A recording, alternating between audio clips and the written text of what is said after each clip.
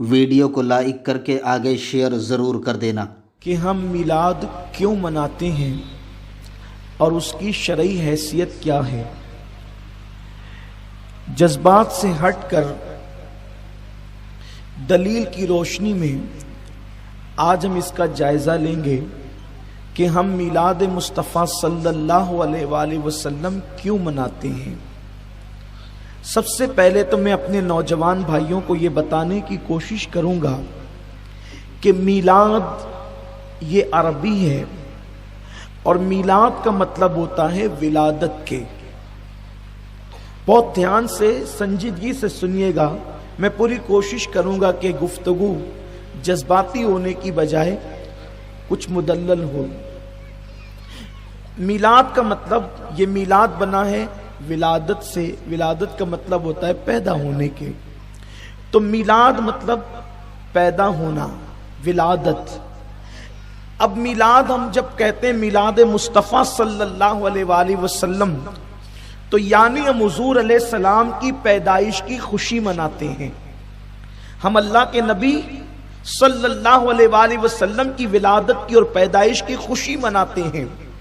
اب یہاں پر اگر کوئی ناسمجھ یا کم علم بچہ سوال کرے، کوئی طالب علم پوچھے کہ رسول پاک صلی اللہ علیہ وسلم کی پیدائش کی خوشی کیوں مناتے ہو، تو ایک چھوٹا سا اور بہت آسان سا جواب یہ ہے کہ آخر مجھے آپ یہ بتائیں کہ وہ کون سا بندہ ہے کہ جس کی پیدائش پر خوشی نہ منائی گئی ہو۔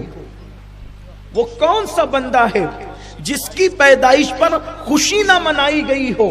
جو بھی دنیا میں بچہ آتا ہے اس کی خوشی ہر اعتبار سے منائی جاتی ہے۔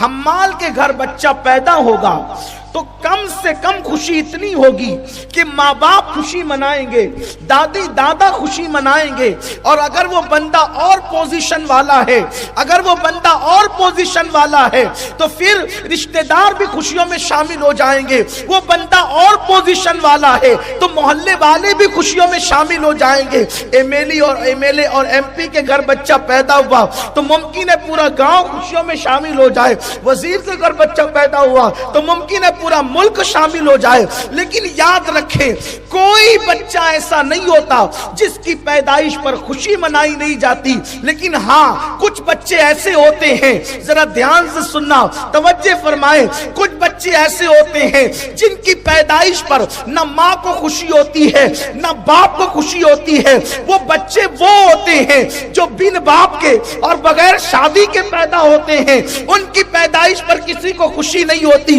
لیکن جو نکاح سے پیدا ہوتے ہیں، شریفوں کے یہاں پیدا ہوتے ہیں، شرفاء کے یہاں پیدا ہوتے ہیں، پہلا بچہ ہے تو خوشی منائی جا رہی ہے، دوسرا بچہ ہے تو خوشی منائی جا رہی ہے، تیسرا ہے تو خوشی منائی جا رہی ہے۔ یعنی دنیا میں کوئی بچہ ایسا نہیں ہوتا جس کی آمد پر خوشی نہ منائی جائے۔ اب آپ مجھے بتائیں، جب للو پپو اور ٹپو کے یہاں بچے پیدا ہو تو اس کی خوشی لوگ مناتے ہیں، جب آمنہ کے یہاں رحمت للعالمین تشریف لائے، آمنہ کے یہاں رحمت للعالمین تشریف، کوئی بچہ ایسا نہیں جس کی ولادت پر خوشی نہ کی گئی ہو۔ لیکن ایک بات یہ ہے، ہاں کسی کے یہاں بچہ پیدا ہوتا ہے تو کچھ لوگ خوشی مناتے، کچھ نہیں مناتے۔ مثال کے طور پر ایک کے گھر میں بیٹے ہی بیٹے پیدا ہو رہے ہیں، گھر والے خوشی منا رہے، الحمدللہ اللہ کا فیضان جاری ہے، کرم جاری ہے اور خوب برکت ہو رہی ہے، آمد ہی آمد ہو رہی ہے۔ لیکن پڑوسی کو ہے دشمنی اس سے، تو جب بچہ پیدا ہوگا اسے تکلیف ہوگی، مبارکباد بھی نہیں دے گا، منہ چڑھائے گا، منہ چڑھائے گا۔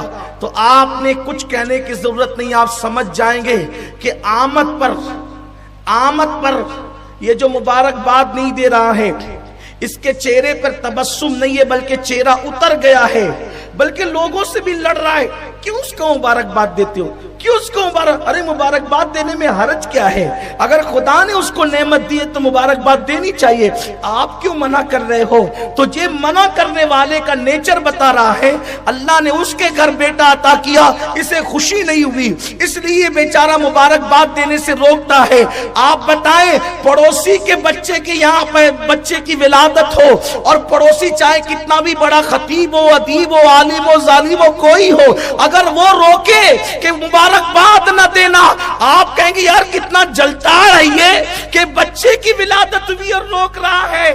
بس ہم نے کسی کو کچھ کہنا ہی نہیں ہے، جس کو دیکھو نبی کی آمد پر مبارکبادیاں ہیں، اسے نبی کی آمد کی خوشیاں ہیں، اور جو منع کر رہا ہے، اب آپ مجھے بتائیں کہ منع کرنے والے کے دل میں کہیں نہ کہیں نبی کی پیدائش کے حوالے سے دکھ ہے، بیماری ہے، درد ہے، جلن ہے، اسی لیے تو وہ روک رہا ہے۔ ورنہ میرے نبی تشریف لائے تو حدیث پاک میں آتا ہے کہ مشرق کے جانوروں نے مغرب کے جانوروں کو مبارکباد پیش کی، پتھروں نے خوشیاں منائی، کنکروں نے خوشیاں منائی، فرشتوں نے خوشیاں منائی، حتیٰ کہ اللہ نے خوشیوں کا اظہار اس طرح کیا کہ جس سال نبی کی ولادت ہوئی اس سال اللہ نے بیٹیاں پیدا نہیں فرمائی، 70,000 بیٹے ہی بیٹے پیدا فرمائے۔ ویڈیو اگر اچھا لگا ہو تو لائک کر کے آگے شیئر ضرور کر دینا۔